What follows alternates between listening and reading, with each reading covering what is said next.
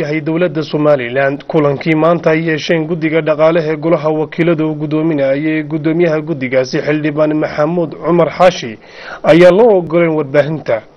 sagaalka xubnood ee uu ka kooban yahay guddiga dhaqaalaha golaha wakiilada Somaliland ayaa fadhigii maanta waxa goobjoog ku ahaa 5 xubnood guddiga dhaqaalahu maanta doodan adag ay yeesheen ayaa waxa la sheegayaa inay ku kala kaceen 5 xildhibaan ee ka qayb galay kulankaasi waxaana wararku ay sheegayaan in sababta ugu weyn ee ismariwaaga dhaxmaray maanta guddiga dhaqaalaha golaha wakiilada Somaliland ay sabab ahayd lifaaqay soo raacisay madaxtooyada Somaliland xeerka isgaarsiinta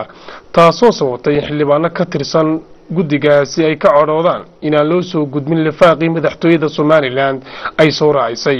xildhibaano ka qayb galay kulankii maanta guddiga dhaqaalaha golaha wakiilada Somaliland oo naga codsaday in magacooda la sheegin waxaanay sheegeen ay ku eedeeyeen gudoomiyaha guddiga dhaqaalaha golaha wakiilada Somaliland inaanu lifaaqa madaxtooyada soo gudbisay aanu soo raacin xamse cali bulbul Hon Cable TV xarunta golaha wakiilada Somaliland wasaaradda beeraha